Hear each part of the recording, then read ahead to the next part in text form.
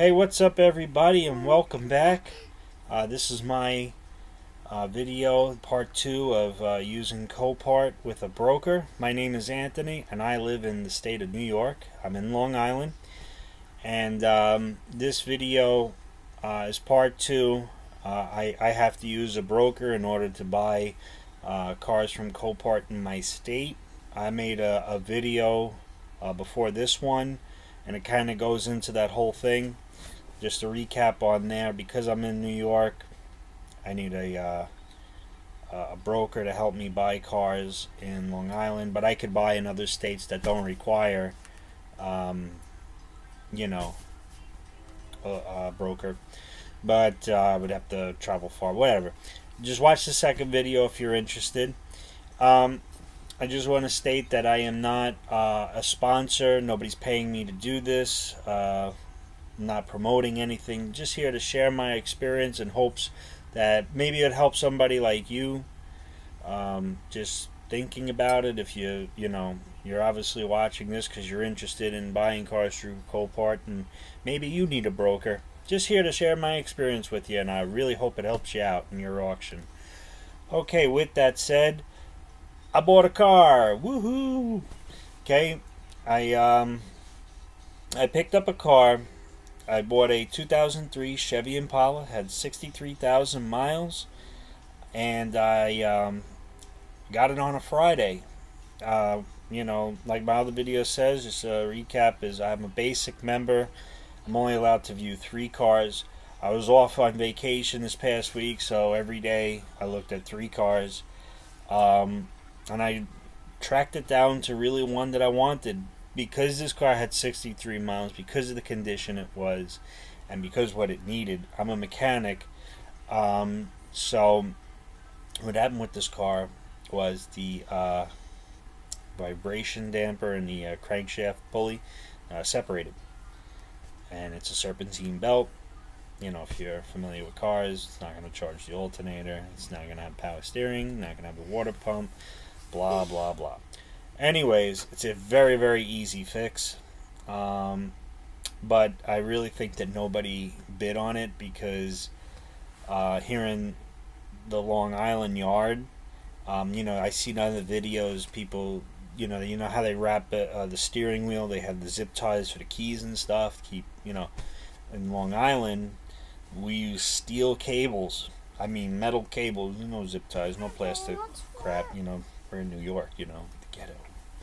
Anyways, they put this the steel line on, and whoever attached it to the car, to the steering wheel, put it on such a short length, I couldn't get the key in the ignition. And somebody prior to me definitely tried because the key was bent, and therefore they couldn't check it out. Probably said screw this, walked away. I came along and decided to roll the dice and gamble, and it was a win-win. When I got the thing off, the car started, jump started. I couldn't drive it far. I just charged up the battery, started it, and just moved it off the tow dolly into the driveway. And really nice car. I'm a little new to YouTube and all of this, so maybe I'll take some pictures later. But anyways, here comes the experience. Okay, I bought the car on a Friday, went down Friday morning, took a look at around 11 o'clock. This particular car had a buy it now option. So some of you probably already know what I'm going to say. But what happened is, whenever you click a car that has a buy it now option, it's also Copart's rule, and it's also my broker's rule.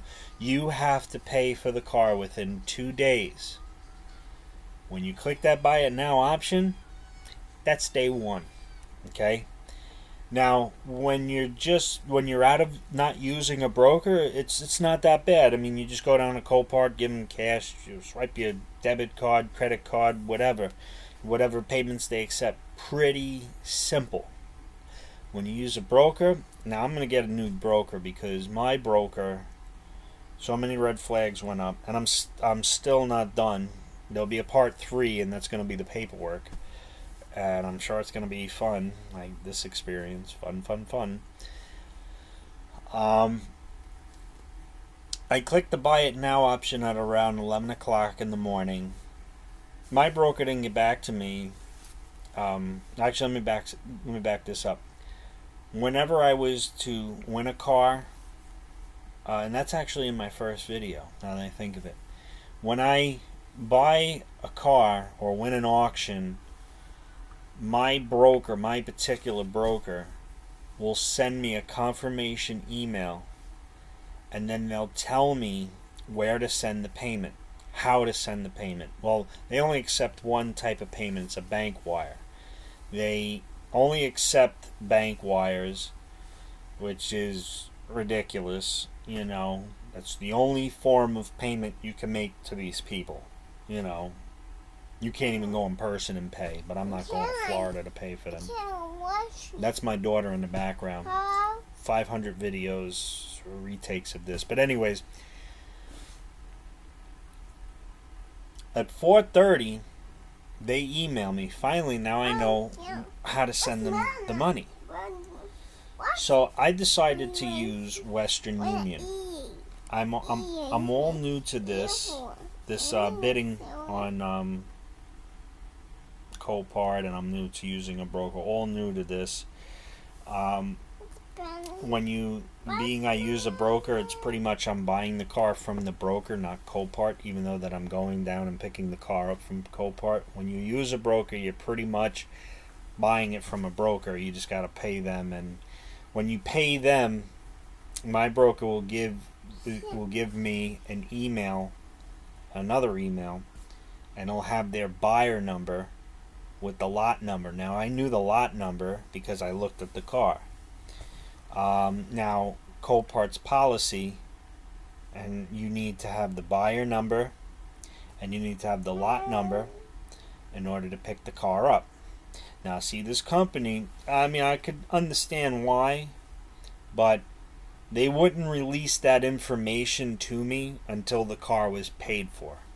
You know, they wouldn't give me the buyer number because that's a key part of picking up a car. You know, it's kind of like your PIN number at the ATM. You need it in order to get what you want.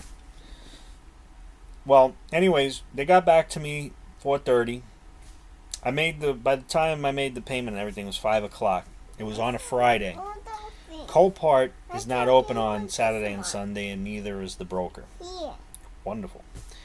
I sent the payment through Western Union, and it takes 2 business days to get there.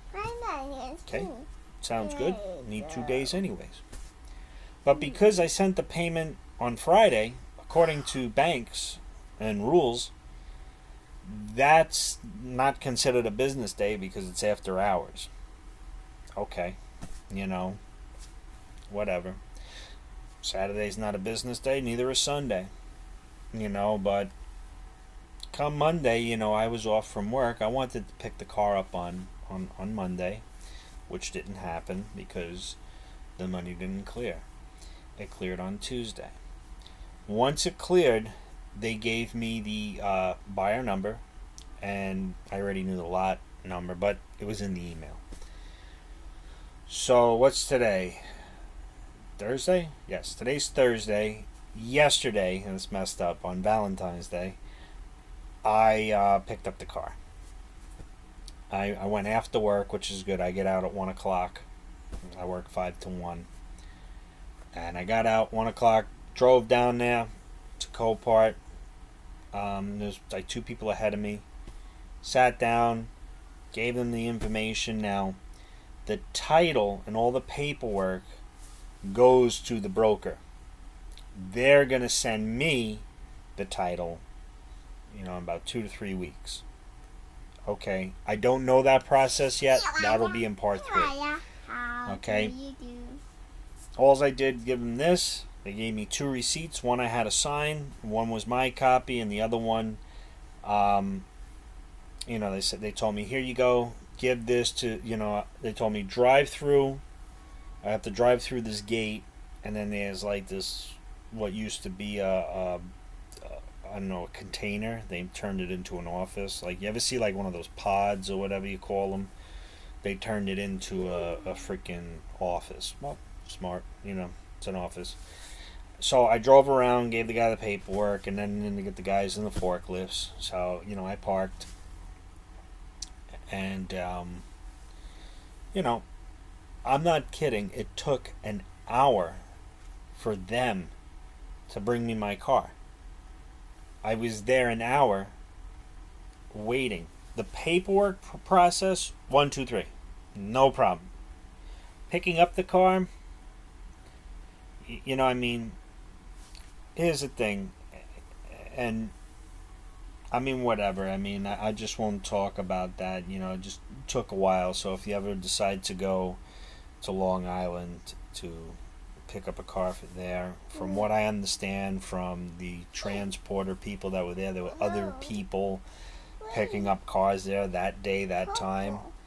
I kind of felt stupid because he has these auto transporters, you know, big companies, Mack trucks, and here I am with a freaking U-Haul, you know, tow dolly. You know, but I did the job, you know, and I didn't have to pay anybody. You know, it cost me $40 to tow it home. Win-win. Anyways, they told me that it's like a known thing with this particular yard. And, you know, whatever. But when they brought me the car, the guy who's operating the forklift, you know, he did a great job. He literally plopped it right on the tow dolly, both front wheels, right there, strapped it in, and I hauled the thing home. One thing that it sucked is whenever you decide, I don't know about other states or whatever, but bring a set of cutters with you. You know what I'm saying? To cut the cable off, because they didn't do that for me, and they told me they're not going to. That's what they told me. I said, you got a set of cutters? No, we're not doing that. You got to do that yourself. Okay? But I actually had a set because I was very anxious to see. So, I got the car home. Battery was stone dead. Once I cut them cables off, I was like, all right, here it is, stone dead. I grabbed my other car, and the car fired up perfect. I mean, smooth. You know, I didn't run it very long because there were no, it has a serpentine belt, so nothing was, you know, running. So I didn't want to burn it out. You know, I just charged up the battery the best I could with my other vehicle, just by let the car run from the jumper cables, let the battery hold somewhat of a charge, started it, pulled it off the lift, and I parked it in the driveway, shut it off. And maybe this weekend I'll throw a what is it, the crankshaft pulley with the vibration damper. So that's pretty much it, you know. Whoa, pretty much. This my daughter. She's over there. But anyways, that's what happened to me. My suggestion to you, and just from my own experience, is if you could get away with buying a car without a broker, do it, because it was a nightmare. I couldn't get through to anybody, and when I did, I mean, green. I couldn't understand anybody. I mean, it was like talking to Charlie Brown's mother over the phone. You know what I'm saying?